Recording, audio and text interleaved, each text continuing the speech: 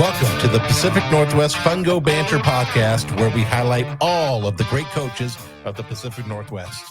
Now, here are your hosts, Eric Sorensen, Jason Jarrett, and Kelly Gow.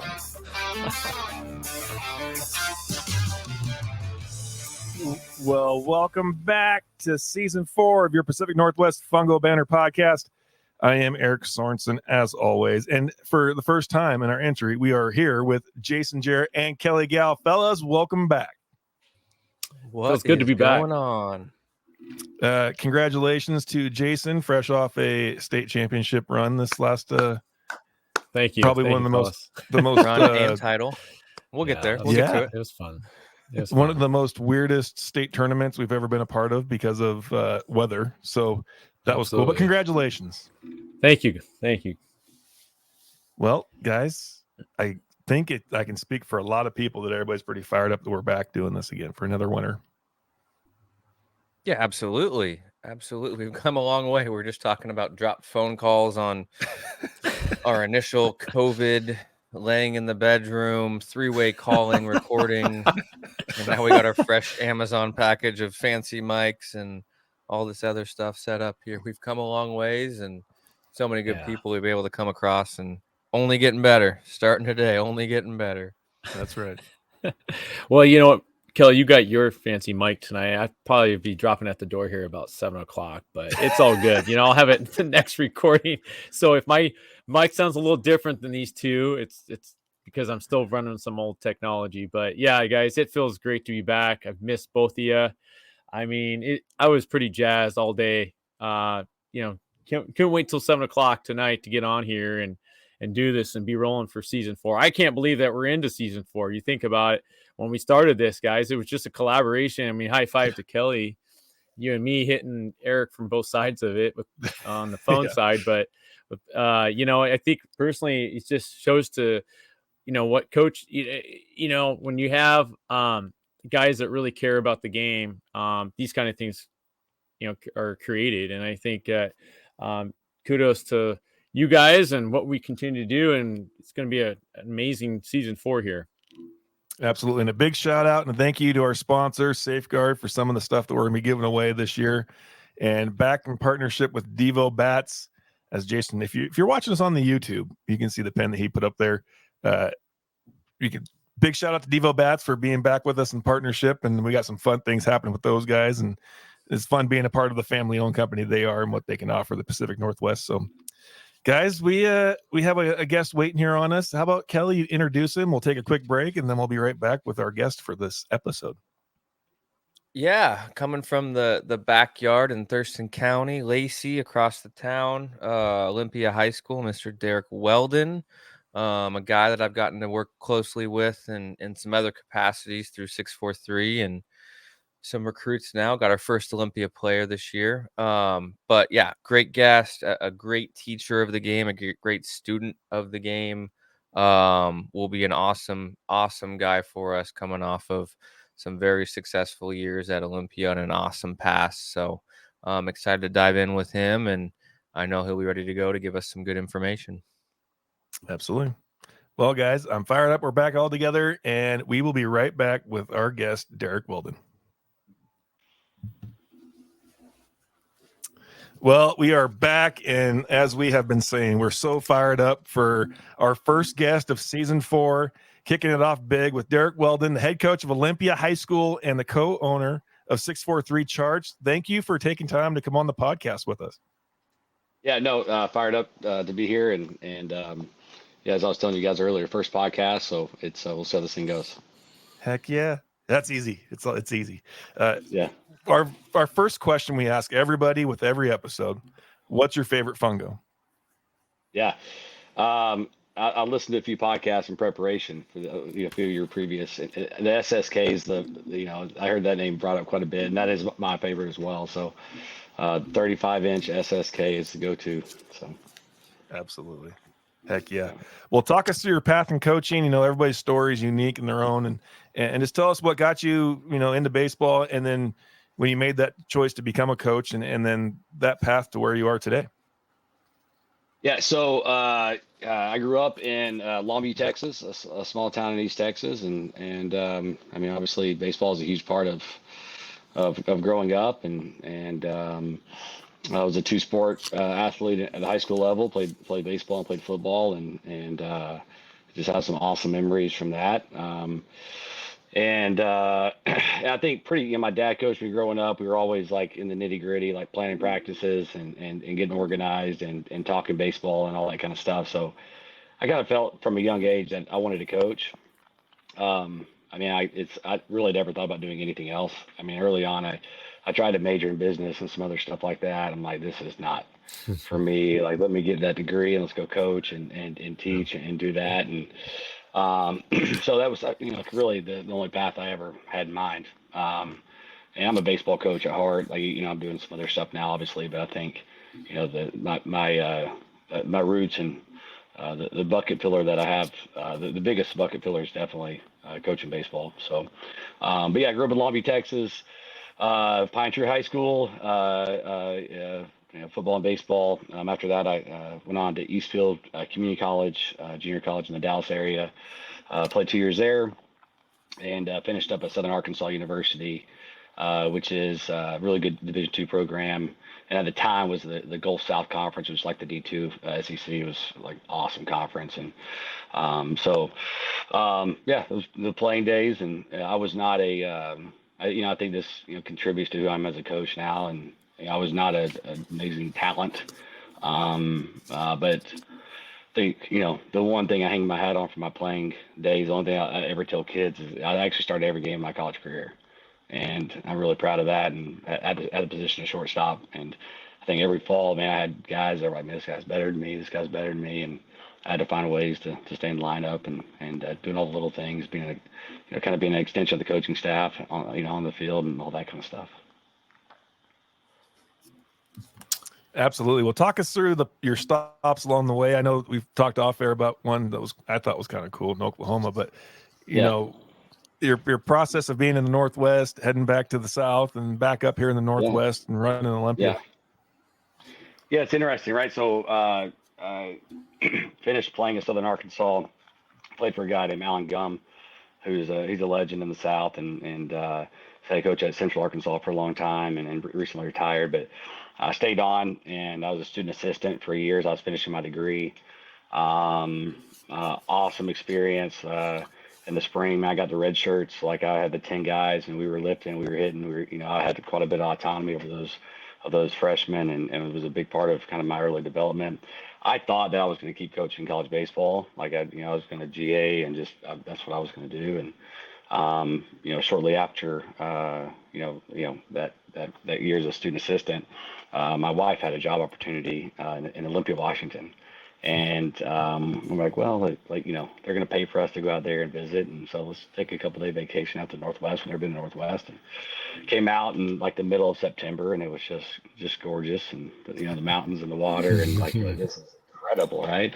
And at that point, we were like, let's go. Let's try it out, and I'll figure out I'll find a gig, once we get there. And so, made the jump and moved out. Now, when we got out here in December, it was far different. The weather was far different. And I realized real quick what I was in for.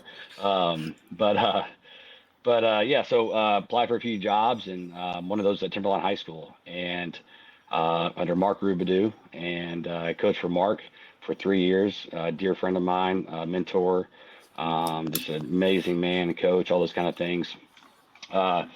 Those 3 years there at Timberline, we had a couple good runs in 2009. Lost in the semis to a really good Bainbridge Island team. And then, after 3 years as an assistant, Mark decided to step back and had some young kids and wanted to, be able to be around a little bit more for them. And so he stepped away, and at 25 or 26, whatever it was, I took the program over and was a head coach for 2 years. Was it 2011, I guess, my first year, 20 wins, lost in I guess it would have been the quarters to a really good Mount Si team that was coached by Elliot Kribbe, actually. And and then 2012, I think we had 18 or 19 wins, lost in the quarters once again. I can't remember who it was too. Maybe one of Eastside Catholic or something like that, maybe. But really close to making the Final Four, making a run, and then after the 2012 season, my wife had another opportunity to kind of move up the I guess the career ladder or whatever, and she was offered a job in Muskogee, Oklahoma. Which I thought, jumping on this podcast, no one had any idea where Muskogee, Oklahoma was, but evidently we had some ties. But so she's offered the job. I literally email the AD at the time at Muskogee, and I'm like, hey, my wife was offered this job in your community at your hospital, and I'm a baseball coach and teacher. Like, what is there any opportunities? And I got a call the next day. It's like, hey, if you're coming, you got a job. Just come on. And Wow. I was like, oh, awesome, and I was like, what am I going to teach? She's like, we'll figure that out once you get here. Like, we'll get here, we'll figure that out. And they just hired a new baseball coach, a guy named Jeremy Griffin, who actually played right before me at Southern Arkansas. We just missed each other, but so there's that connection. And he was a pitcher, and first time as head coach coming from I think Jinx High School, which is a huge 6A school there in the Tulsa area, and Jeremy called me that day too. And was like, "Hey, if you're coming, man, let's go." Like, I just he just got a job like a week earlier, and he's like, I'll take the pitchers, you got the hitters, and the defense, and let's rock and roll. And so that's what we did. And that's probably a lot of stops, and had been fortunate to have some success. But those 2 years in Oklahoma, that program was really, really bad. It was in bad shape. I think like 2 or 3 wins the previous couple of years. Like it was not in good condition. We get there in Oklahoma, it's really unique.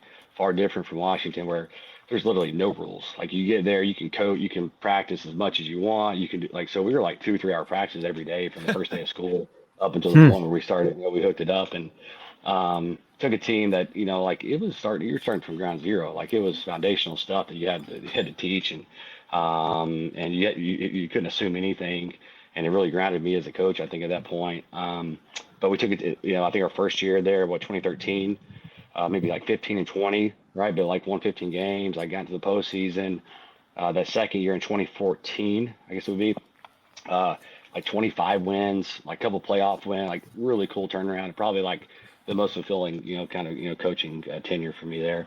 But Jeremy's an awesome guy, and really, really enjoyed those 2 years there. And also like after being a head coach and dealing with, the administrative stuff and some of the things that are associated with being a head coach, and step back and like just spend the time to just coaching, right, without any of that other stuff. You just enjoy the kids, enjoy the game, and enjoy the process there. So after our second year there, once again my wife had another opportunity in Middle Tennessee, and kind of looked at where it was on the map, and I was like, man, there's a lot of college programs around there. Like let's like I have there's like 5 or 6 within about a 30-45 minute drive, and let's go and I'll figure it out. And we moved out early, and kind of stuck my way into working a couple of kids camps at Tennessee Tech. And I got some FaceTime with Matt Braga, the head coach there, and was able to interact with him, and he was able to see kind of the way I went about my business, and we were able to talk some baseball and all those kind of things. And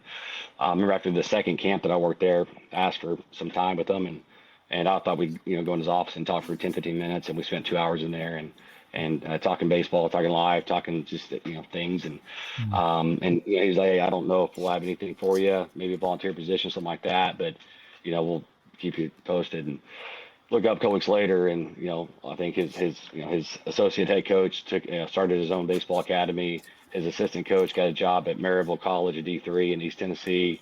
As Volley left to take a job at a junior college in Kentucky, and I'm like, man, I might have a shot here, right? And I apply for it, go through the interview process, and somehow I was fortunate to land a position there, and obviously going to that level of coaching Division I baseball was obviously something I was really excited about, but certainly. But also the first time, like, as a coach, I was kind of doing my own thing, right? Like as a young coach, I had a lot of autonomy. As a head coach at a young age, I had free reign on most everything we were doing. And when I got there, Coach Braga handed me like a 200-page binder. It's like, hey, you got our outfielders. You're going to be our short game coordinator. Here's what we do. And I had to totally learn a new system, coaching a new caliber of athlete. And it was kind of the first, drinking from the fire hose, had to figure it out kind of moment. And it took a couple of years, but yeah, we had a lot of success there as well. In 2017, actually won it with the OVC championship. Went down and beat Florida State Friday night of a regional with the my Northwest connections. We had three white guys. Michael Wood from South K guy from Everett was on the bump that started that game that Friday night. Brennan Kalevahea actually coached at Timberline.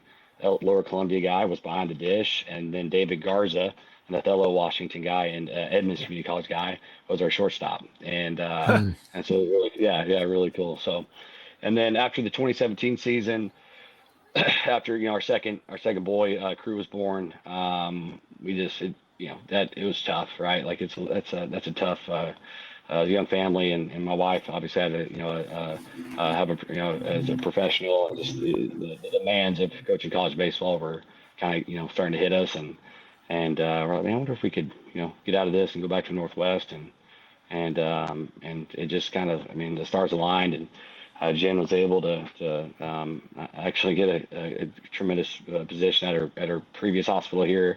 And once again, we moved out with me not really knowing, like I was just going to figure it out. And Olympia's job opened up, and I didn't know if I was going to continue to coach. I knew I was going to teach or find something to do. And Olympia's job opened up. I was like, man, I knew just from my time out here previously that there could be something special built there, something unique. And so fortunate enough to get the job, and I guess the rest is history. Here we are today. So. Well, Coach, not only does it's history, it's some phenomenal numbers here.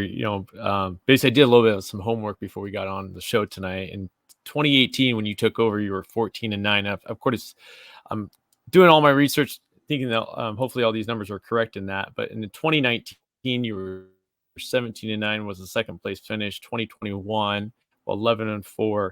2022, 26-3 with a state championship, and then 23, 20-4. In the last 5 years, you've been 88 wins and 29 losses. That's phenomenal. Coach, in the Northwest, of course, we don't get a lot of time, on the field before that first pitch is thrown. What is your guys' secret there at Olympia? And what kind of culture you've created there in order to get this? These are phenomenal, and these are Hall of Fame numbers, Coach. Well, listen, we have the best coaching staff in the state. Brady Hoover, Reed Hamblett, Dennis Bloom, Dak Hill, former St. Martin Saint, Dak Hill, Jackson Lord, Nate O'Brien, Todd Wallace. I really hope I'm not forgetting anyone, but we've unbelievable staff, unbelievable community, right? It takes a village to run a high school baseball program, and I lean on the village. I am not a one-man shop. We have a ton of support from our boosters, from our coaches, and we divide and conquer all this stuff. But first and foremost, we have the tremendous foundation in our staff and our community and all those kind of things. But also, I think like the 2018 team and every senior group since then has done an awesome job passing the torch for what we expect and the culture that we want to have. And I wanted to try to create a program that ran itself, and not from the standpoint of like, I don't want to coach and work, all those kind of things, but you kind of lay out these expectations, and the kids, the families, everybody kind of knows what to expect year in, year out, and what's the expectation of a kid that's going to play baseball at Olympia High School. And it's a 12-month program. Like, obviously we're not like involved with the kids coaching for 12 months out of the year, but we have something for kids 12 months out of the year, and there's some structure around it. And there's expectations, right? I think I like to work backwards from goals, right? Like what does a championship program look like? And then like, okay, well, how do we get there? And I remember my first year, playing Puyallup for this first time, right? And Coach Mark Weiss and that crew, and I'm walking, I'm like, we look way different than those guys, right? Like, all right, so if that's where we need to be, well, how do we get there? And that's where like, the dedication, the time we put in the weight room. We lift 3 days a week from the first week of school, through till we start practice. We continue lifting for 2 weeks after that. I'm sorry, 2 days a week after that throughout the season. We challenge our kids to see how big and physical they can become. No one's ever been disappointed with being too, no one's ever, gotten in their career and said, man, I just wish I would have lifted more weights, and I wish I would have been so strong. I wish I wouldn't have worked so hard. The opposite of that's the case, right? So we challenge our kids to find out how good they can be, and we try to create the framework for them to do that. I think also, we, you go around and, a lot of high school programs, like the facilities are locked up, and, there's no way to get in. You got to jump a fence, all that kind. Our kids have access. I call this their playground, right? Like the baseball field, the hitting facility, like it's their playground. And if you drive by right now, if you drive down Carline Street here in Olympia, I guarantee you lights are on in that hitting facility, and there's kids in there hitting. And that's just kind of the culture that we've created, but it's been passed down, like, year in, year out, like the senior groups kind of pass the torch. And we also challenge those senior groups, like, hey, like, the group before you, like, has done it, carry this thing. They've, we expect you to do the same. And we talk from the time, our freshmen in our program, we talk to them about, some point you'll be here, you'll be carrying this torch as well. Right. And it's just kind of that, that process where, we lay out the expectations, and we expect our kids to kind of, fall in line with them. Well, let's dive into some of the specifics of Olympia baseball. Let's start talking about practice planning. You talked about you and your pops growing up, right? Being able to look at nuts and bolts and how you dive into practice planning. But kind of wanted to hit on maybe when you get into the spring season, like what a defensive session looks like, what an offensive session looks like. What are you trying to accomplish within your practice settings, on efficiency and goals? And obviously there's different things we're putting in place and whatnot. But I guess once you have systems put in place, what does an efficient defense or offensive practice look like for you guys? Yeah. It's, I spend quite a bit of time planning practice, probably too much time, honestly. And I think it's a big joke in our program with coaches and players, like just the amount of detail that goes into a lot of these. I organize everything in Google Sheets. This is the way my brain works. I like to see everything on a page. And so, it's, there'll be 2 or 3 pages, 4 sheets to a page. And so there'll be, 12 individual sheets that, that are sent out. I share the Google Sheets once our teams are, once our 45-man roster set. I share it's a shared document, and I promise to update it by noon every day. And so by the time our guys are in lunch, they're, you look, man, like by noon, there's like, 20 of those little, icons up there where kids are looking at the practice plan and understanding what they're, what we're doing that day. And if we're installing systems, I'm attaching, PDFs to what those systems are that we're going to cover. We don't have time to talk. I don't want to spend a lot of time talking in practice. Like, I want to be going. And so, we do a ton beforehand to make sure that we can go fast once we start. Routine wise, it's going to be pretty similar every day. We're going to start what we call the grab the bull segment, where it's 5 minutes of, I expect, everything that's the first segment of practice is to be set up, and everyone needs to grab the bull and get it rolling. That's a Coach Hooverism right there. And then we it's obviously kind of the prep for the practice, and our dynamic and our band routine, our individual prep time. We spend a ton of time throwing the baseball. It's a game of catch. If you can play catch, you can play baseball, and we don't rush our guys through baseball. We slot 20 minutes for it. And some guys are, might throw for 10 based on, where they are, and, if the guy threw pitch the next day or this, that, the other, whatever. But we give guys time to throw, and we expect them to throw, and long toss and pull down and let it eat and grip catch and functional catch and positional stuff. All that kind of stuff is scripted into that, that 20 minutes or so. And then we'll flow right into typically we'll flow right into individual defense, where we actually for about half the practice, all 45 players practice together. So I'll have, me and a couple other guys, Coach Hill and maybe one other guy will have, 30 infielders, 25 infielders, Coach Hoover will have 5 to 10 catchers in the hitting facility. Coach Bloom and Coach Lord will have, 15 to 20 outfielders. and we try to coach them all together during the individual time. We're fortunate enough, we've worked really hard in fundraising. We were able to, we have 5 hack attacks, and those things are spread out, and we have kids and managers firing them off, and it frees us up to move and be active and all those kind of things, but just trying to really maximize our time. And, if a non-baseball person, comes out and watches our practice, it's pretty entertaining, I would assume, right? I mean, there's a lot going on. It's controlled chaos. The music's blaring, all practice long, music's blaring. And that's just kind of the environment we want. But we'll transition from individual defense to a team segment of some kind. We don't spend a ton of time on team stuff. We try to allocate the majority of our time to what percentages you actually, the game's evolved around, right? And so we're going to throw a lot. We're going to take a ton of ground balls. We're going to hit a lot. We're going to run the bases a lot, all those kind of things. So maybe 20, 30 minutes of team defense. Try not to do more than 2 systems in a day.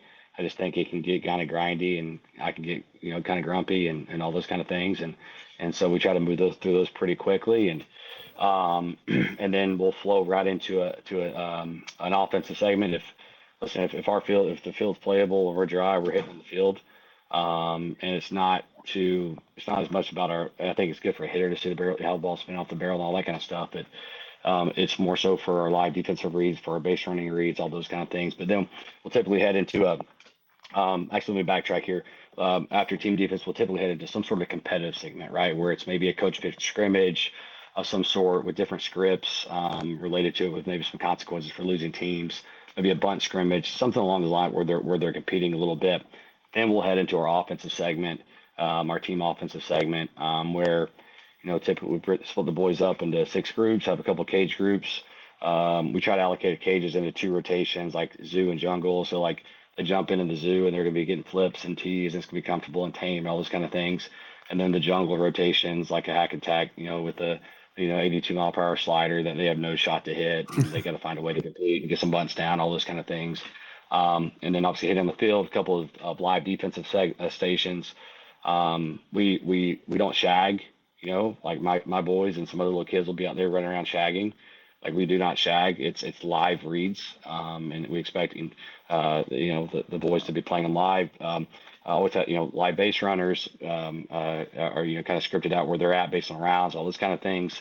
The defenders are then playing off of where the base runners are. So outfield throwing rules and just different angles for infielders, all those kind of things come to play there. And so usually, we'll get through that and get the field picked up, and then we're out of there.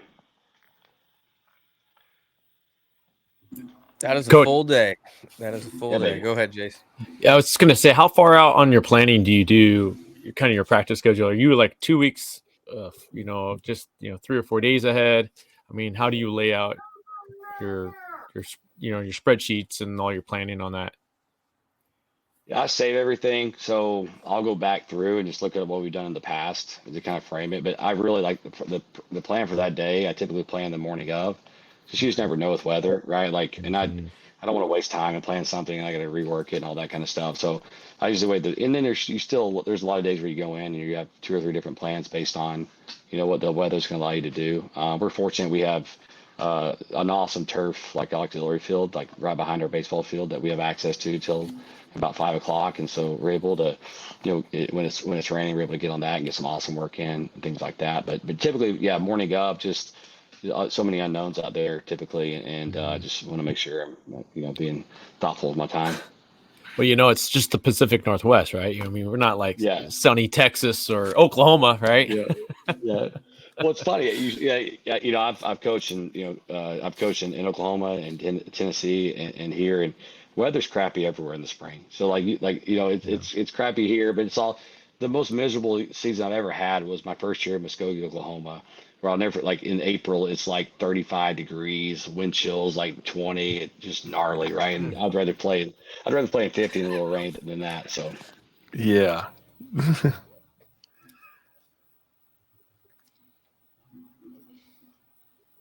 We'll hop in. Let's talk infield. I had a little birdie in my ear.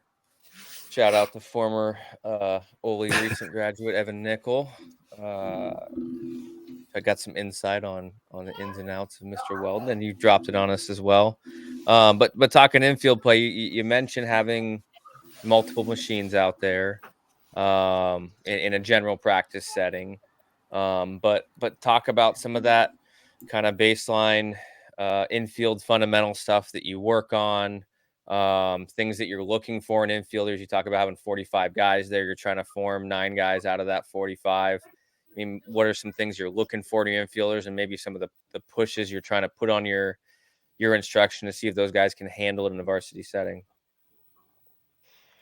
Yeah, I think it's funny. I think I'm a far better. I think we're better at creating an environment. Like when I was a young coach, I was extremely technical. Like we're gonna have 100 drills, and we're gonna break down every little piece of every single movement, and I'm gonna show you how much I know, right? Like let me tell you how much I know about hitting or infielding or whatever, and I'll answer the question in a second, but like I get to Tennessee Tech, Matt Braga, hitting guy. All right, their numbers there, they lead the country every year in home runs, and it's just gaudy offensive numbers. And I'm like, I cannot wait to learn from this guy. Holy cow, right? And I learned a ton from Coach Braga.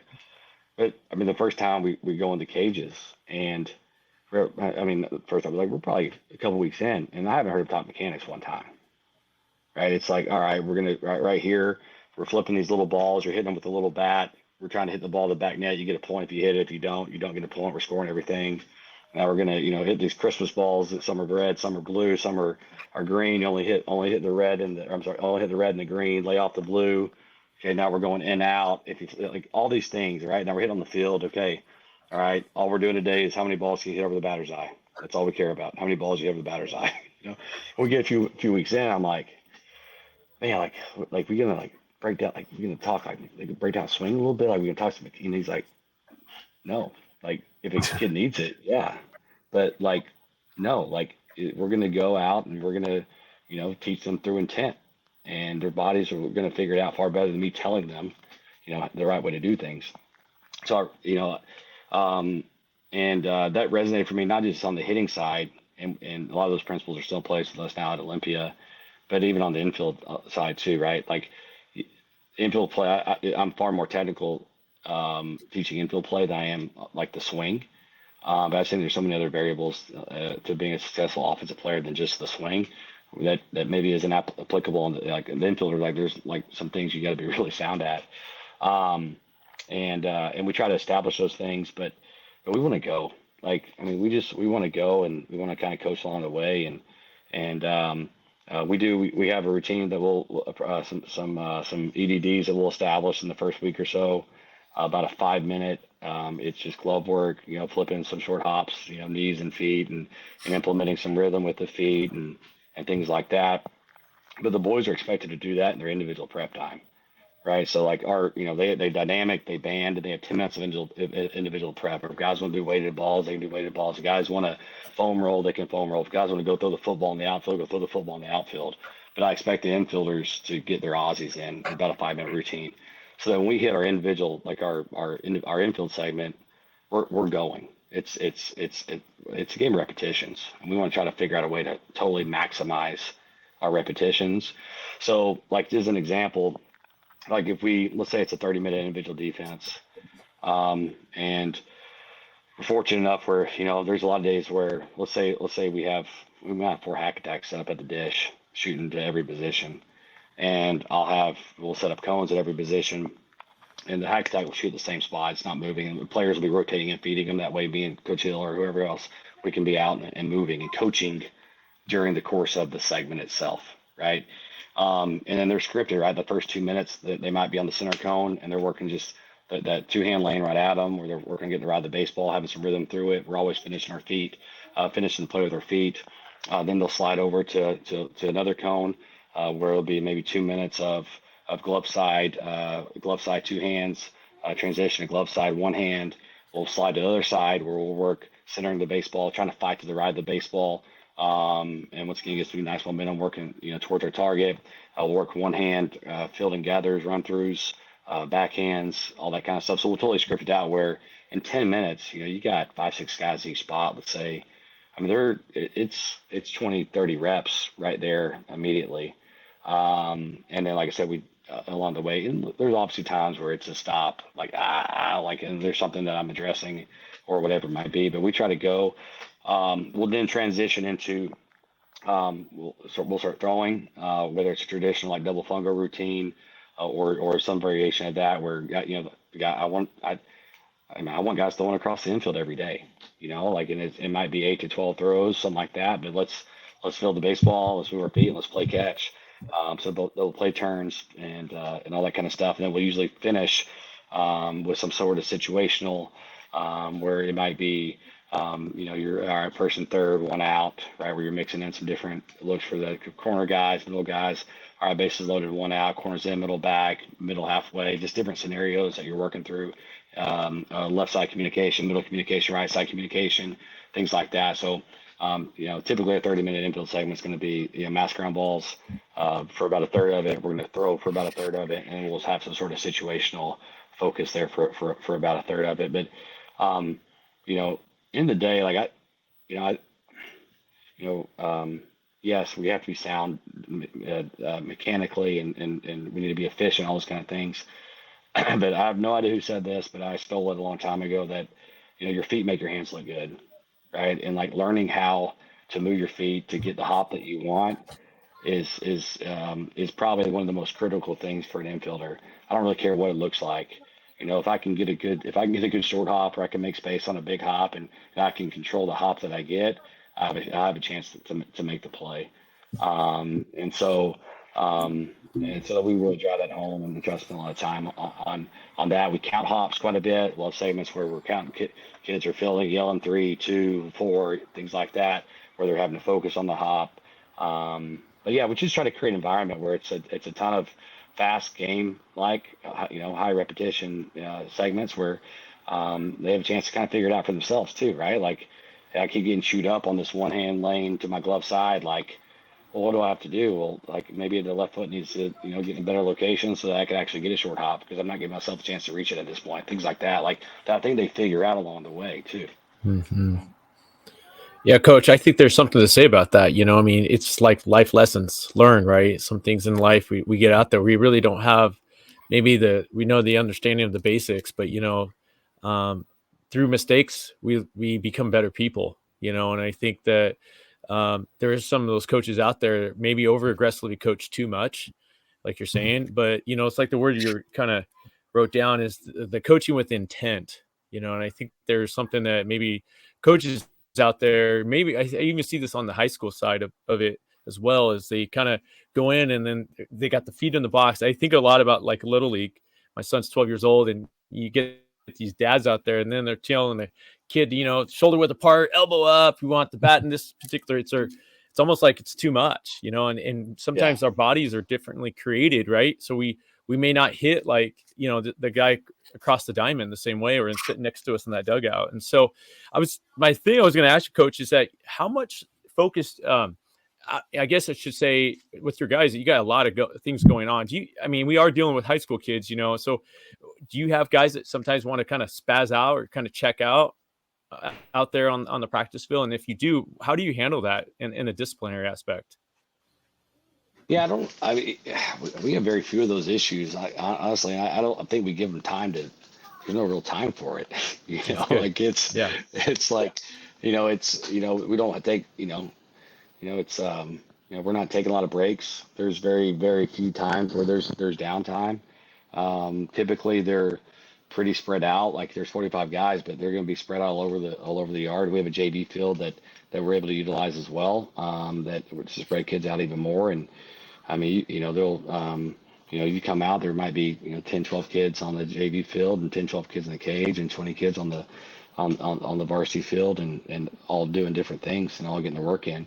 So yeah, we haven't, been fortunate. We haven't really had too many of those kind of issues, but I think we also, like, it's, our program's not for everybody, and, like, we have high expectations for how we handle our business, how we work, and all those kind of things. And And I think most kids feel like they can adjust to it and feel very comfortable in our program. And candidly, some kids, after a year, like, I don't know that's for me or not. Like it's just a little too intense. It's a little too much going on, and it might be it for me. Things like that. So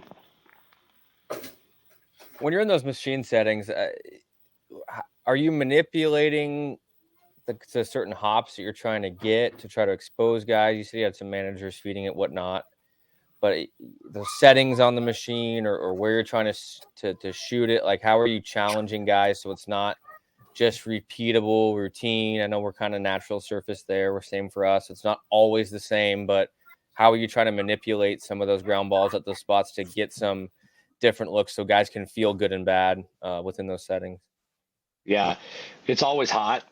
So typically we're going probably 9 or 10 on the top two for infielders, and then it's probably like a 6 on the bottom. So we're creating a little bit of top spin. And we set it actually to drive. We have a turf plate area, so just to protect the grass. So we actually set it to land on the turf from his first bounce, which actually creates a nice variance as well. It comes off a little bit hotter. But then also, guys are taught that, hey, every third or fourth ball, I'm going to lean it back. And on the third or fourth ball, we lean it back, and now we're hopefully creating more of a big hop or a one hop or something like that, where there's certainly variance in it. And then there's obviously times where I'm running it, and I can really control where we're putting it and what we're doing, all that kind of stuff. But that's the beauty of those machines, man. Like you rotate kids in, you have them set up, you teach them how to use it. And now myself and other coaches are able to, whether it's outfield coach, whether it's our coaches working with catchers, whatever it might be. We have, I guess we have 5 hack attacks. We have an ATEC. I call it a Fungo Boy, but it's just a little 5-ball machine. And I mean, every one of those machines is used for an extended period of time, every practice.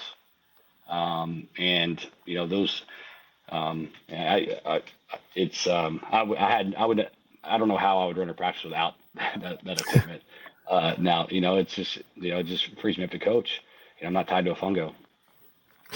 That's a pretty cool setup. And I know we started using more machines as well. I probably all my conversations with Kelly about things, but trying to create the athlete within the baseball player. I think a lot of our guys they're kind of robotic. And I know we had a young group of kids that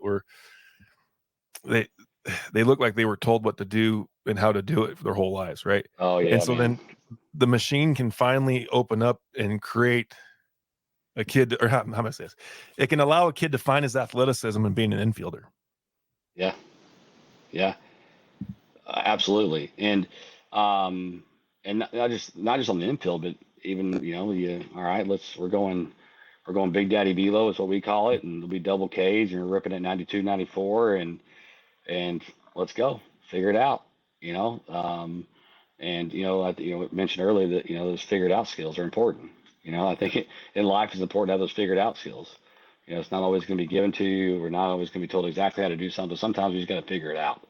And I think everybody has that within them, and it's just figuring out how to get it out of them. So, I think everyone in our program, FIO, coach, don't ask me questions, FIO, like figure it out.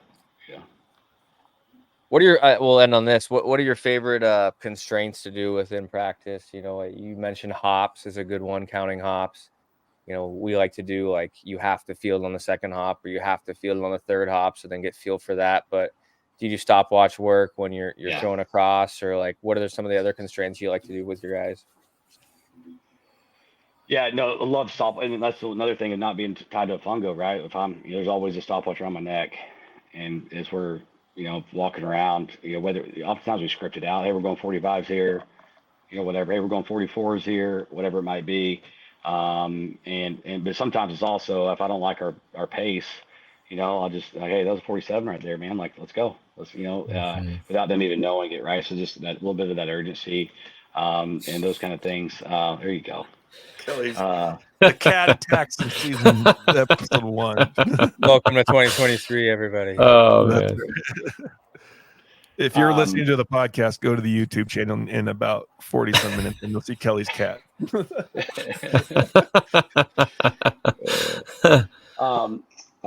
We like to go back to the plate. that's always a nice one too, where then they actually hear either the crack of the fungo or the sound of the machine. If the music's blaring, there might be the next person in line might give them a go call, right, where they're having to flip around, find the baseball, and be a little more athletic in it. And yeah, I mean it's but I think like create the environment, right? Like, hey, we're ripping, we got some we're ripping fungos, or we got some fast paced machine ground balls coming. We're on 44s. Here's the expectation. Things like that.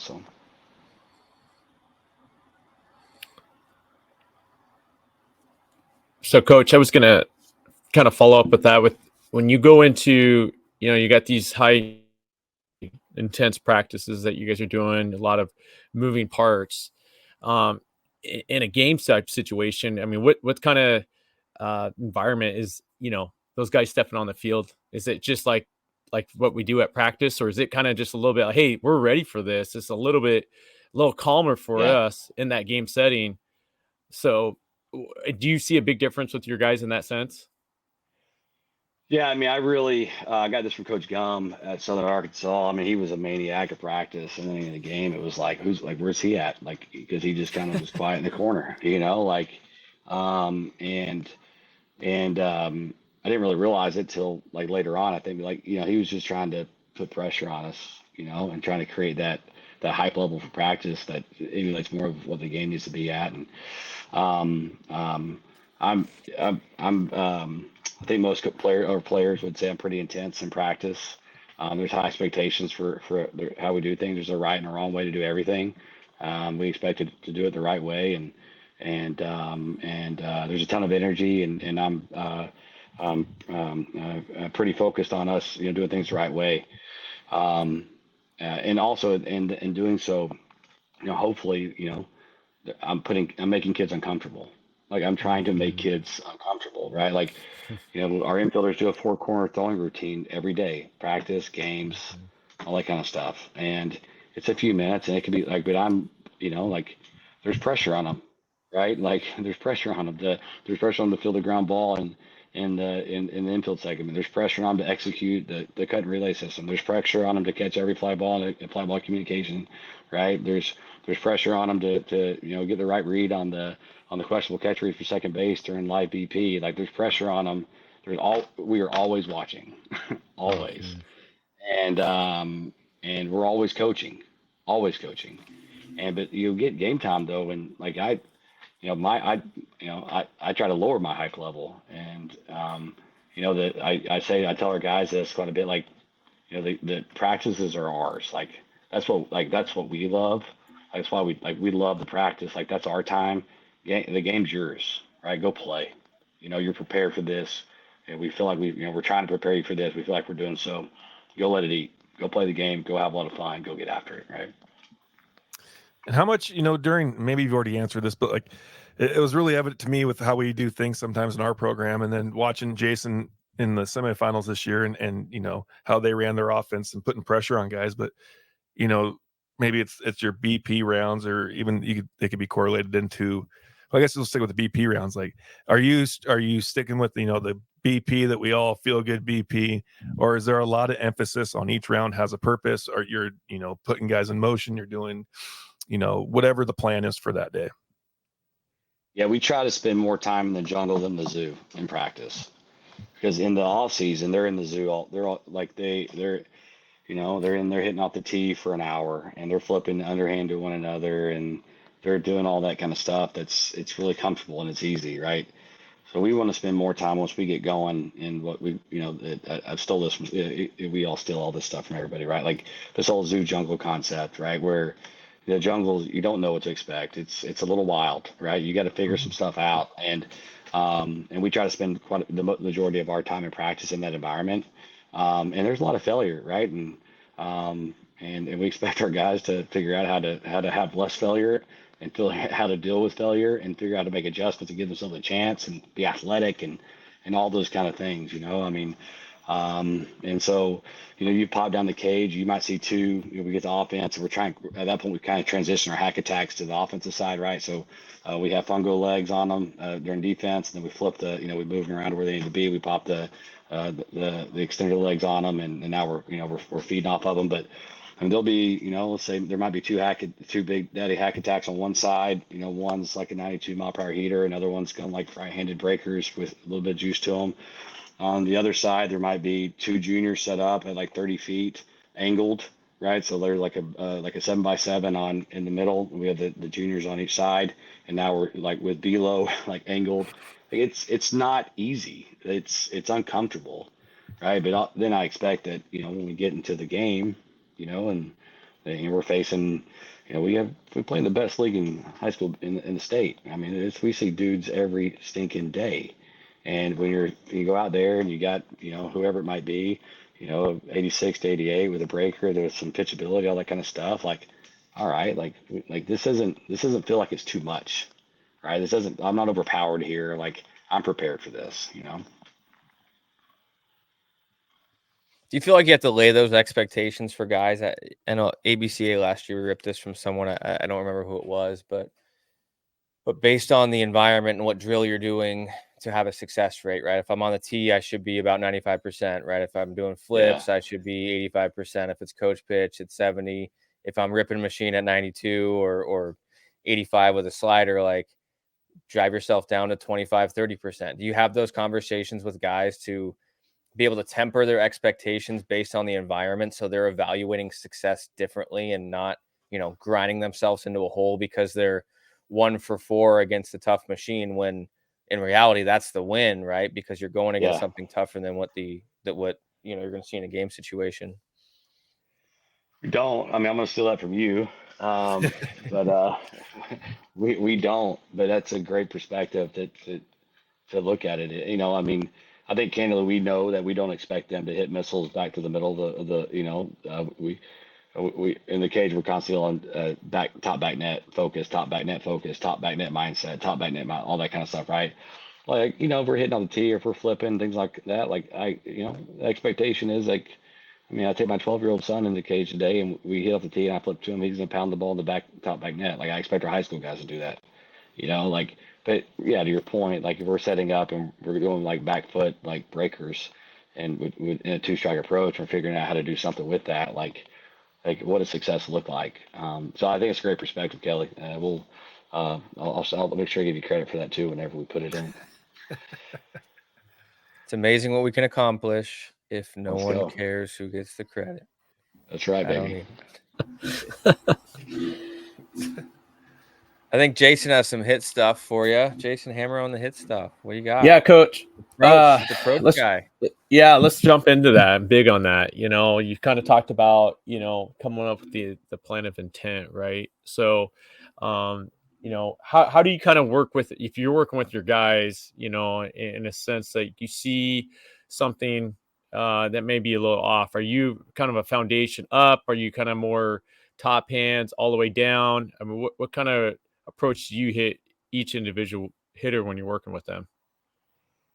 I think we try. I tell our guys to try to be natural. Teach a natural style of hitting, right? Because every kid moves different, and the adjustments for kids are going to be different. But once again, we try to teach it through intent. I never Coach Bragg would go back, hey, like this guy's Weldon, take him into the cages, flip him 5-6, which is middle away, until he's just pounding balls in the opposite field gap, and then get him out of there, right? And it was like that's how to get the guy back on the baseball, And it's not complicated. It's that intense style, and we put in I'm not a big drill guy, but we do put in. We have 3 groups of T drills that we put in, and we have names for them, so we can say like, hey, go do your ARs, go do your double A's, those kind of things. You got M&Ms today, we can lay them out, but like M&Ms are mechanical movements, and there's we have feet in concrete, we have separation, we have our hook'em drill, and we have 45 open, which are 4 drills I think do a nice job of addressing different elements of the swing. Our ARs are approach reps, where we go 5 zone expanded, which is our, kind of the gap to gap middle of the plate approach.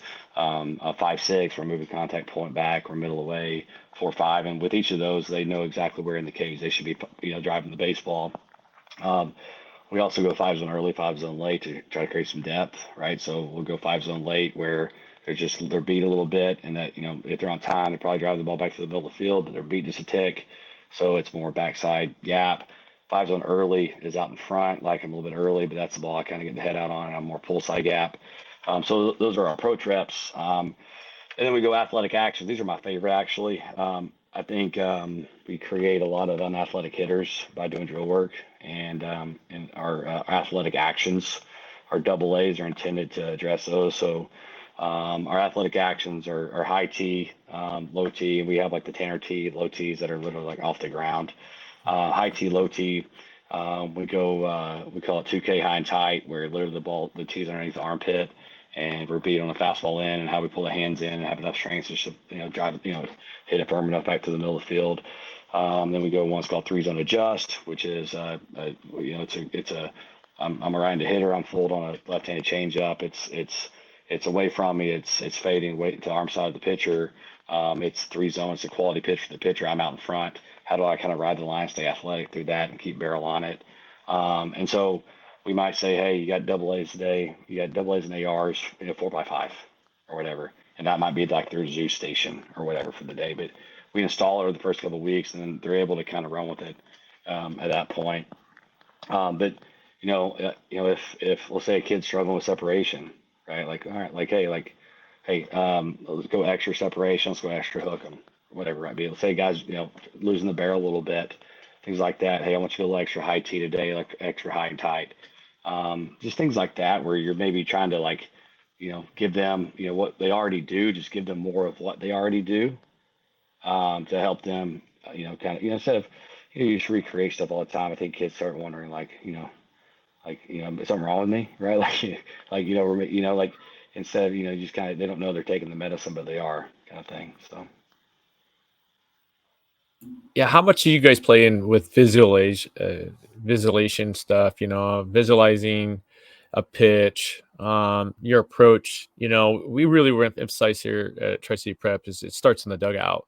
And we're kind of the old Hank Aaron philosophy. He used to take his bill of his cap off, and he used to look through the eyelid of his hat to visualize the pitcher, to kind of get his eyes kind of toned in. And so we really emphasize on that from the dugout all the way up to the box. And so what kind of things that you guys do that really have seen work for you guys? That's awesome. Yeah. I mean, we visualization wise, we don't spend time at practice. We don't lay on the grass and things like that. I've done that before. That's one of those things I kind of lean on our players for. We talk about it all the time, right? Before, the end of practice meeting for every game, at night, you're laying in bed, we're playing on this field tomorrow. What does it look like? What does it feel like? Right? You're facing a right-handed pitcher tomorrow. He's 6'2", 6'3". What's it going to look like coming out of his hand? What's the backdrop going to look like? Right? See yourself, feel yourself in the box, see the ball coming off the barrel in the double that you're driving to the pull side gap, feel the energy as you're rounding first base and you're sliding to second and you're doing whatever you're doing in the dugout, that you hit a double. We talk about that a lot. We talk about, even on the other side, failure, right? I missed my pitch. Right. He threw me my pitch. I wasn't ready to hit. How do I react after that? Right. How do I recognize, release it and move forward from that? So we talk about trying to, put themselves in a person, pitchers, same thing. Right. So we spend a lot of time talking about visualization and providing them with instruction on how to do it. But we expect them to do it themselves.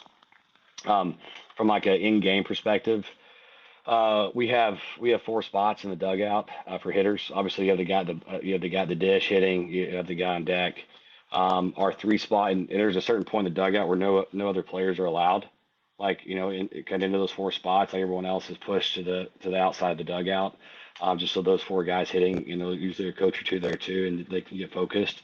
The 3 spots, the whole spot, we expect our guys standing up in the slot of the dugout, and that's more rhythm. That's focusing on the release and kind of getting a feel for where the soft center, the soft focus is going to be, and the release is going to be, and all those kind of things. And the 4 spots are chair spot, and that kid's sitting in the chair, and he's focused on the same thing, preparing for his at bat. And so try to provide.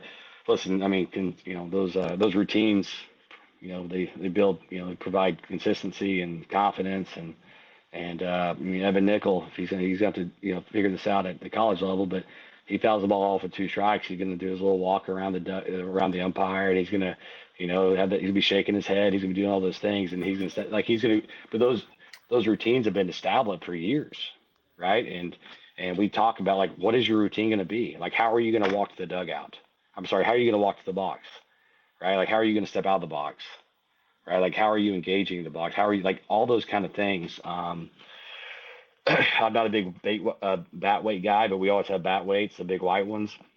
It's there's kind of that trigger, right? If I'm on, we encourage all of our guys when they're on deck, either they like bat weights or not, before they go to the plate, to put the bat weight on their bat, take one swing, and then when they slam the bat down, right, it's that kind of that trigger, right? It makes that sound. It's a ground, and that's kind of the trigger for them.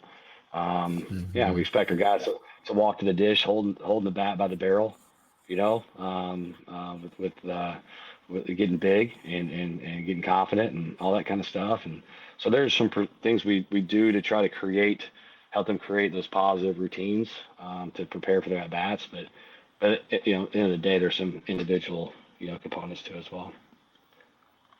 Do you guys do a different approach in a 2-strike situation with your guys, in a sense that, for us, I don't want to change much of anything other than control their breathing, right? Because you increase your heart rate, you elevate, you create more stress upon the body tightens up. Then, of course, he throws that 0-2, 3-2, 1-2 slider, you kind of roll right over top of it, you kind of thing. And so, we really emphasize, guys, it's like you're saying, walking around the box, but is keeping yourself in that normal routine with that controlled breathing, not allowing the heart rate to elevate to create that unnecessary stress. Yeah, and I'll talk a little 2-strike hitting stuff, but exactly what you're saying, and it's so fun. Like we're doing a lot of the same stuff. Like coaches, how you say it, how you present it to your kids, it's awesome to hear. But we talk about calm intensity, intense focus, right? Because a lot of the, like, let's compete, right? Like, and now we're like, you're grinding the bat, knob off, and we're in there with a mindset that we think is good, but sometimes trying harder in our sport doesn't produce better results. And so, absolutely, like take deep breath, and kind of settle in. But from a approach perspective, we hit with 2 strikes a ton in practice, a ton. Our guys are gonna hit with 2 strikes roughly 50% of their plate appearances. Right? You play baseball, roughly 50% of your plate appearances are gonna hit in 2 strikes. So it'd be silly not to prepare for that, And so we spend a ton of time within our 2-strike approach, in practice, both off, whether it's cage stuff, or working 2-strike, or machine stuff with 2-strike plans, or it's coach overhand where we're mixing and all those kind of things. We spend a ton of time working on a 2-strike approach. A push is a win. We encourage guys to get in there and see the ball deep. And we've changed our 2-strike approach 10 times. I've changed it 10 times in my career. Like, it's just like that thing that you can't quite figure out. Like, all right, we're gonna set the timing for the fastball away, or we're gonna adjust everything else, or we're gonna do this, we're gonna do that. Like, and in the day, like, we've last couple of years we've kind of lasered in on, let's just see the ball deep and smash it, right? Because then all of a sudden you get this defense. We don't want to be defensive, right? A lot of guys get 2 strikes and they become defensive. We don't want to be defensive. He gives us a cookie, like pound the ball off the wall, right? Like see the ball deep and smash it, right? We have to see the ball deeper so we can recognize the pitch better and all those kind of things. And so we have to make some adjustments with kind of our timing and the point of contact. But at the end of the day, let's see the ball a little deeper. but let's smash the baseball, you know? And, we hit, I think we hit with 2 strikes probably far more than most other programs. We have,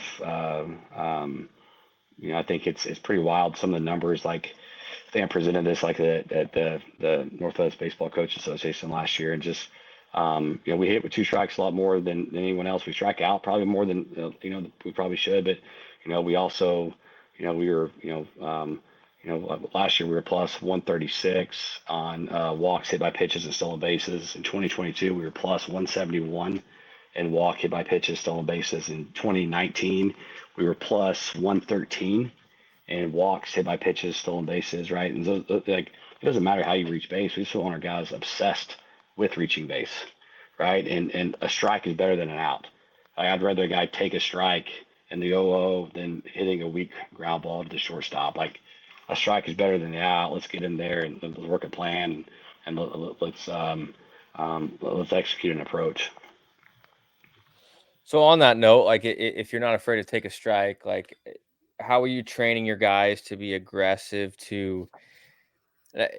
now is it based off the pitcher you're facing, I guess is what I'm asking. Is it based off the pitcher you're facing or based on the strength of the hitter, and what are they willing to give up on? Is the pitcher's pitch or not their pitch? What do you kind of focus on for what they're looking at on those cheat less than 2 strike counts?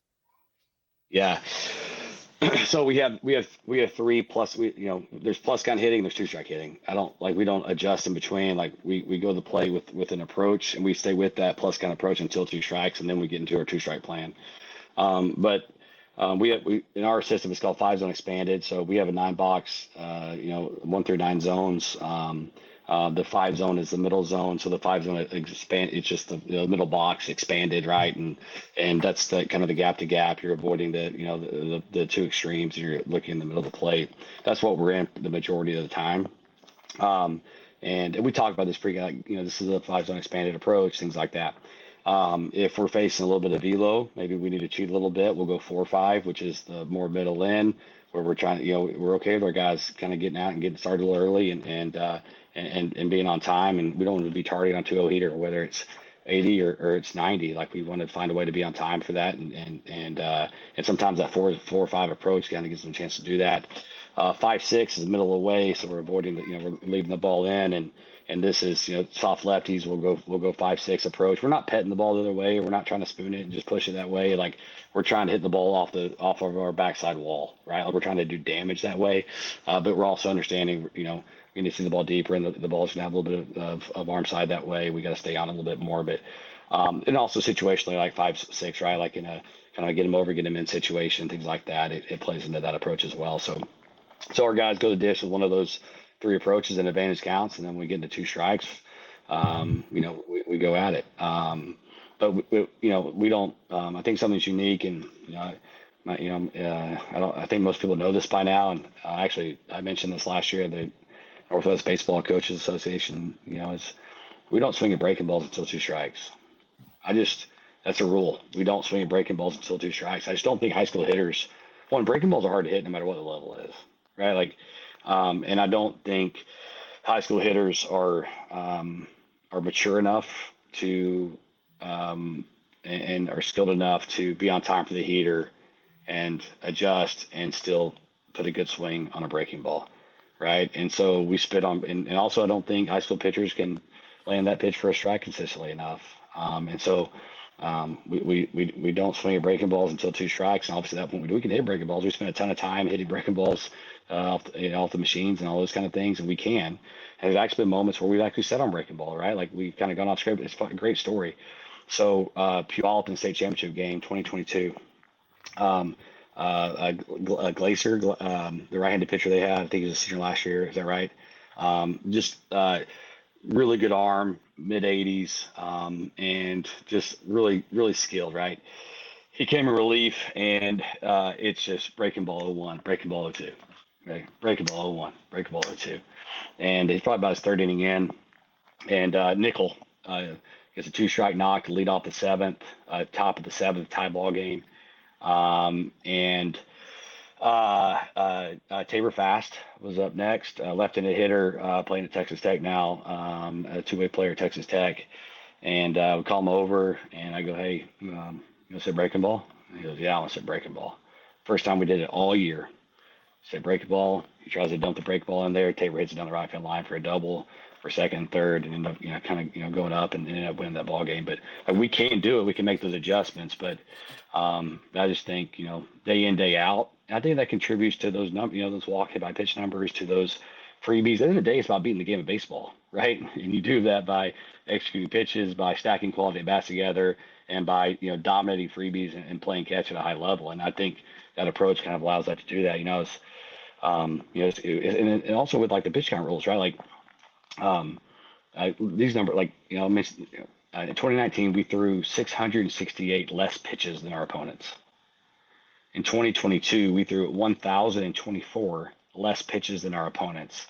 Last year we threw 816 less pitches than our opponents. Right, and I mean, it's gives you a chance to win. Yeah, it's definitely simple. I mean, that approach. I mean, it's not speeds, it's not timing. And you've mentioned it earlier, just the intent of the swing, like your intent of what you're trying to do, and allowing your body to match that to execute the task, right? Rather than saying like it's going to be this and that and that, and it's not there, and they're all of a sudden they're mind blocked and they can't accomplish it. But if you keep it to simple, to like, hey, you're going to get something away, look to go away. It's going to be a little softer. If I'm sitting a 6 or sitting a 7, whatever that might be, you have to let it travel. Like, so naturally letting your body organize to what is most likely to happen, right? Rather than being mentally blocked with like, hey, sit the fastball in early and away late, and then when you get to 2K, it's breaking ball in there. Like, it's simplistic, right? And I think you're going to be wrong. You're going to be wrong, right? And it's going to get you, right? But if you're locked in and committed to one thing, like when you're right, you're going to be right more often than being in between. So I love that. It's simple. I think you get kids in autopilot too, right? Where they're just playing, man. Like they're not. We want the game's hard enough, right? Like we want to try to keep it simple for them. Let them play, free and easy, and play, and yeah, we try to do that. But yeah, and I think it's like the whole breaking ball thing. I mentioned that last year at the convention, and I think last year we saw former breaking balls. But high school pitcher has to. I mean, they have to land it, and now we're getting dirt ball reads, and now we're, the time sets for the pitcher are a little slower. Now we're still a little more bag. We stole more bags than we've stolen in a while last year. Like some of those kind of things too, right? Where it's just, the game's ever evolving, right? And so yeah. That's awesome. Well, I know we're nearing the end here. I know we'd be remiss if we didn't dive into the logo on top of your hat a little bit and talk some 643. I think 93% of our conversations have been around 643 the last few years, and Yeah. you kicked it back to when you came back in 18. And I was just thinking about this morning of being at our field on our campus. It was the David Padilla tournament memorial. Yep. And you were there with your boys to set up a table to help fundraise some money, just getting back in the community. And I remember you in the Southern accent talking about this new idea you had for 643 and charts. We're gonna do this and that. And as a coach, we get hit up in the college level by everyone's new grandest idea, and it's like, okay, another guy with a charting service and this and that, and now you're featured on the College World Series and being quoted and all that. It's been awesome, and we're so grateful to be a part of that family, that community, and it's been a huge help for us and the work we've done, not only for some of our shift work and some of the information we've done now, but adding synergy last year and some of that approach driven stuff. We get a little bit more than the high school breaking ball. At the college level, you get 3-4 pitches. You have to be a little bit more specific with your training and whatnot. So adding those visuals and the stuff that you've done there has been a huge help to some of the work that we've done. And I know guys eat it up and helping organizing our display of information to guys in a way that's meaningful and not blocky and overwhelming. But yeah, talk about that process from it's been 5 years and look at where you're at now, but talk about that process through 643 and what you guys are up to now. Yeah, when we started this thing, I would never imagine it would be where it's at now. Literally this idea, on our way to Tallahassee for the regional, I'd use some services that were our competitors when we first jumped in the market. I was jaded on some things, and I was kind of doing a lot of the work, combing through play-by-plays and box scores and video, like doing everything myself to build out these pretty comprehensive scouting reports. And you go to regional, it's a pretty quick turnaround. You're on a bus, you're you're preparing for 3 teams, and it was I'm scrambling, trying to get prepared, and this could be done better. And Coach Braga, his dad, Larry Braga, Coach B, was the director of ops, and we pat him on the shoulder. I'm like, man, this could be done like so much better. And I remember just like talking through this, like these concepts. I literally grabbed my phone and I called Rick Alf. Rick Alf is our co-founder and our CTO. Rick played for me at Timberline. He was our valedictorian at Timberline. Played shortstop for us. Tough, gritty kid, but like crazy brilliant, right? Just graduated aeronautical engineering master's degree from Arizona State. Smartest person I knew. And I called him and I said, hey, what are you doing? He's like, just graduated. I'm interviewing for missile companies. He's all this crazy stuff, right? Boeing and this, that, and the other. And some of these I can't tell you about. It's right. And hey, well, these companies are just pulling in play-by-plays and box scores, and they're turning around these reports, and it's, it could be done a lot better. And I'm getting out of coaching, and I don't know, I'll call you in a week, look at it, talk, whatever.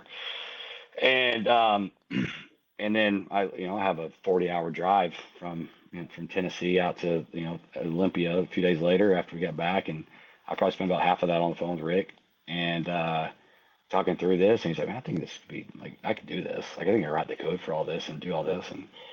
And called Tim Kuhn, a guy I played t-ball with, grew up with, CPA, business dude, and hey, I'm starting a company. I have no idea how to run it. How do I do this? What is it? What kind of how does this thing form? How does this work? And he gives me some advice, and he asked some questions. He's a baseball guy, and asked some questions about it. And he called me the next day. He's like, hey, if you're interested, I think I'd like to be a part of it. If you're going to start something up, I think I can help out. And so, we kind of had the 3 aspects of a baseball software business. We kind of had all 3, kind of branches taken care of. And that's kind of how we started. And Rick was between college and starting his career at Boeing. And he literally spent 16 hours a day, for 7 days a week for 3 months, writing the code for this stuff and building out the foundation for what we've built. And that's how we started. In 2018 was our first year. And I'm doing this first year back in the classroom. I was teaching. First year back as the head high school baseball coach. And I started this company that I had no idea, right? And it's I got big time coaches calling me in the middle of my science class. And I'm stepping outside to take these calls. It was wild, crazy. And that first year we served just Division I baseball and supported 75 programs, which is 25% of Division I baseball. That second year, Rick left Boeing and I left teaching, and we kind of went full out of steam at it. Expanded to D2 and D3 baseball as well as Division I softball. Supported 300 plus programs with kind of that traditional service that we started with. 2020, we expanded to all levels of NCAA baseball and softball, and we're supporting 500 plus programs heading, before the COVID shortened year. And since that, we've never supported less than 500 programs since then. Obviously, as we have continued to, it's kind of this coaching approach where it's all right, where can we get better? How do we keep moving things forward? And okay, do we need to build a better team? We need to add some team members. All right, well, who's some, and then, the first guy that came on was Ryan Flick, who looked up some of his numbers. I think he hit 15, 18 home runs back-to-back years at Tennessee Tech for us, engineer. He's been with us since day one in a part-time role. A couple years ago, we added Luke Smells to our team, a brilliant young man, as our lead data analyst, and crazy talented, Natalie Hansen, Forrest Allen, Megan Alf, Greg Hunter. We have a team of 10. We just hired Beth Mullins as our softball product owner. Who spent 10 plus years as a Division I head softball coach. Is leading our softball products moving forward, and we just continue to try to add to our team and surround ourselves with people that fit into our culture. And we're a bunch of former athletes that just let's work, don't mind working hard and are passionate about what we do. And so the beauty of it is everyone on our team is hyper competitive, right? And so you get into stuff where like this is a competitive market, baseball technology, and I think that competitiveness is what drives us to wake up early, stay up late, to do what we need to do to make sure that we keep moving things forward. And Skelly, the partnerships we established, obviously with ESPN, as you mentioned, and D1baseball.com, D1softball.com, with Major League Baseball. Our Synergy partnership has opened up a whole new world for us with access to all that data and video, and it's pretty surreal, candidly, that we are where we are. And it's a lot of I've never ran a company before. It's a lot to figure it out, right? Like, all right, like we're heading into this meeting with whatever this, and you got to kind of figure out how you're going to do it. And, you get your first contract from an MLB organization. You're like, all right, like, how do we review this 50 pager? Like, how do we do this? Right. You just kind of figure it out, just grit and resiliency and all that kind of stuff. Well, for the high school group listening, like what is applicable from the 643? Is there anything on the horizon that might be applicable to the high school coach listening? Charting, anything like that you feel like could help benefit? Yeah, that's something that we've always been interested in. It's we have a pretty with supporting NCAA and NAI, baseball and softball and Major League Baseball, it's a pretty small network, right? You expand into the high school ranks, things like that. It's a whole nother beast as far as how you're going to manage your contacts and relationships and scale your applications and all those kind of things. But it's always been something we've been interested in. We piloted our pitch tracking app for a few years at at Olympia, in some of our off-season stuff and inter squads and those kind of things. And we're getting a couple of cameras installed at Olympia. We'll actually use Synergy this year. And so we'll go through that process, and then we'll use 643's interface to interact with the Synergy data and video. So that's kind of we're exploring that along with our partners over at Synergy and trying to understand what the high school market could look like for that. And have a really cool partnership with a company called Go Route with the new capabilities to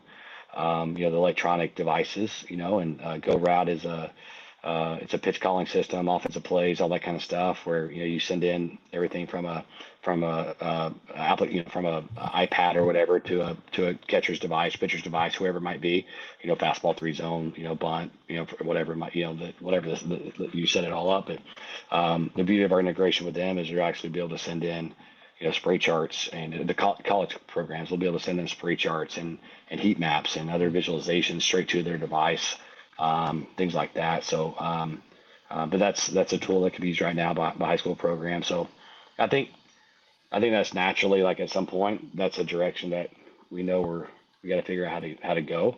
It's just a matter of understanding what that, build the infrastructure, what that looks and feels like.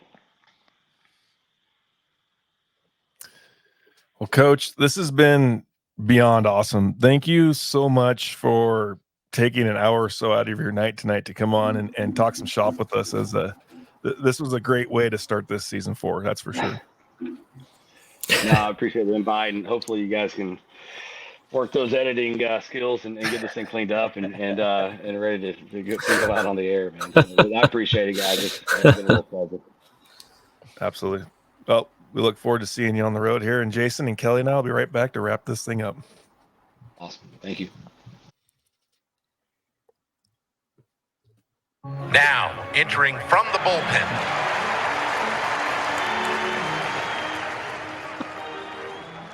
Well, would you look at that? We got all sorts of fun things now. Season 4's here. It's crazy. That was cool. That was a lot of fun talking shop with Coach Weldon there from Olympia High School, and I know that we talked about this being the season of the nuts and bolts, right? And he did dive into a lot, and it was fun. It was cool. It was really getting into the game of baseball, and I think Jason is going to start this banter of the fungo banter. Absolutely. To kind of dive into that nuts and bolts and kind of digest this a little bit, right? We're kind of been chewing on this for the last hour and 20 some odd minutes, but it was a great conversation with Coach Weldon. And guys, one thing that he really stuck out to me is the intent, right? When we think about intent, it's the plan of action, right? And I think there's a lot of us coaches out there that, the mechanics aspect is extremely important. Don't get me wrong, but I think that we can almost overcoach our kids. What I mean by that, you got one particular hitter that has one particular stance to another, and we all want them being kind of, I say, robots in a way. And, we're not ultimately created that way. We're definitely created differently. We have different types of muscle structure and skeleton structure. And so we're all going to react to a pitch differently, especially with a bat in hand. And so I think, guys, is that it's extremely important that, as coaches and as we, pick things from each other and as we learn, because that's really what coaching is about, right? I mean, we learn from each other's great information, from our clinics to this podcast, but basically taking that in, and not trying to overcoach it, and trying to explain the intent of a game plan is extremely important. I think in the high school aspect, Kelly, you may see this a little less than in the college, but in high school, a lot of kids, especially at that freshman, sophomore, or junior age, is that they're still trying to understand those kind of basically verbiage, type words, and showing that is comes from a lot of this junior and senior leadership. And so, it's important that we do that and continue to work on those areas with our players and not try to be that guy to overcoach our team. Absolutely. And I think that, feeding off that and how much they put pressure on their guys. What was the saying? Practice is the jungle, right? Games of the zoo, is that what he said? Yeah.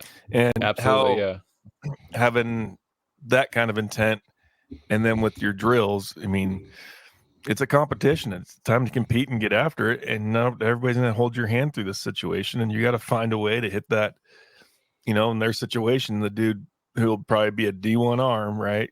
Throwing whatever it is. And you got to go 0-2 with the game on the line. You got to figure it out.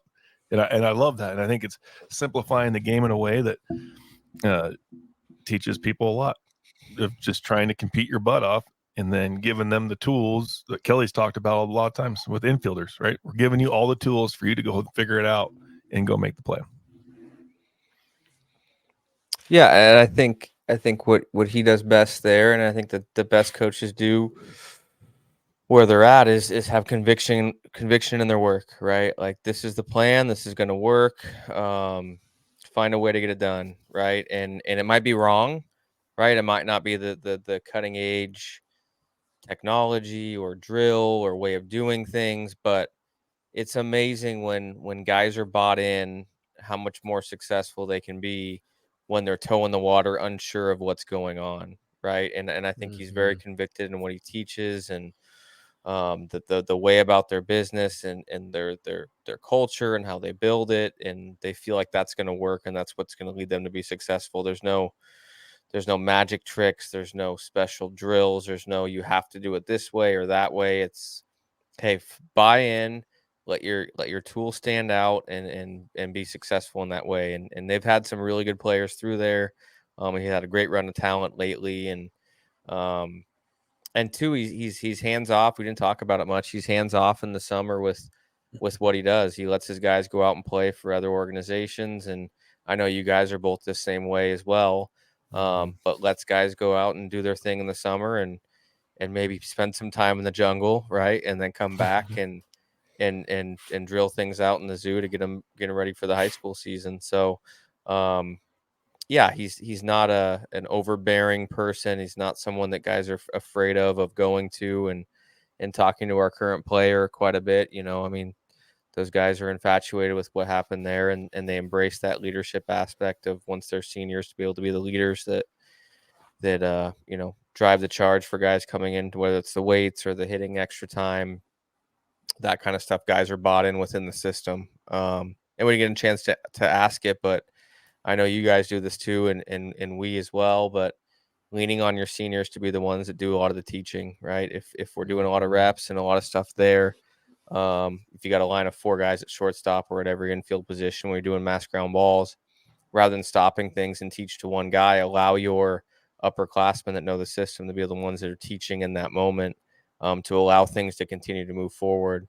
I love the rep-based stuff that he talks about to try to get as many reps as possible, because I think we're all really guilty of wanting to teach and overcoach and really try to correct things at times, but allow guys to figure it out on their own, because you talk about in the game standpoint, want them to go out and play, like they're going to have to figure things out on their own, right? And if they're always looking for that pat on the back or that reassurance, like they're going to be looking for that in a game environment. Now, if it's competitive and just trying to go out and compete and get the job done, like they get in the game environment, I'm just trying to execute the job and getting my job done rather than looking for someone else to give me that affirmation or you know, message that I'm doing things right. So I love that environment, and I know you guys are really limited in time and what you're able to do, and I think it's a great model to go off of when you're instructing to be really rep based and let guys kind of figure things out on their own, and I think you could get a lot more growth and learning when you know, it happens from yourself and not from someone else kind of helping you along the way. So that was great to hear and kind of reassurance of some of the work that we do.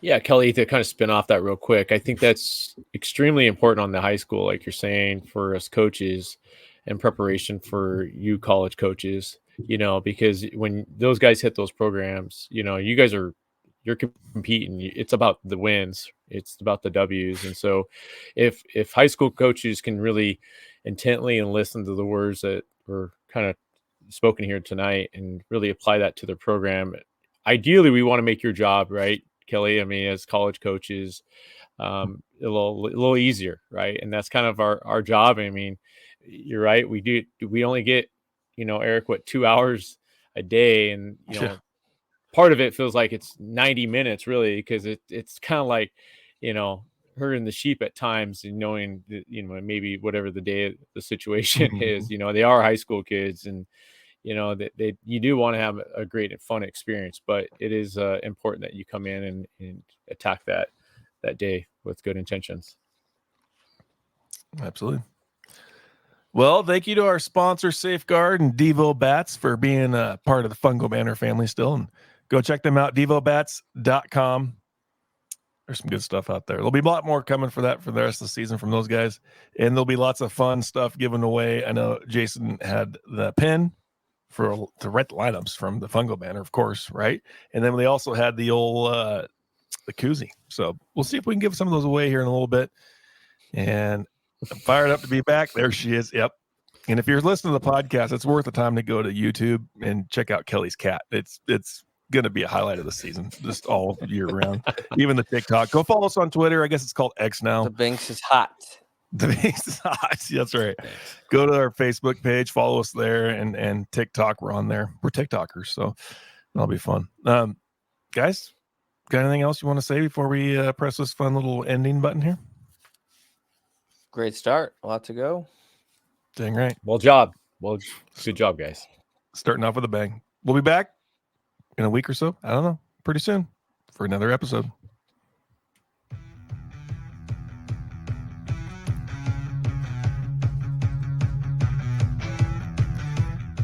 Pacific Northwest Fungo Banner is a part of the Big Country Media Podcast Network. Please go follow us on Twitter, Facebook, and TikTok. You can also watch our podcast on YouTube.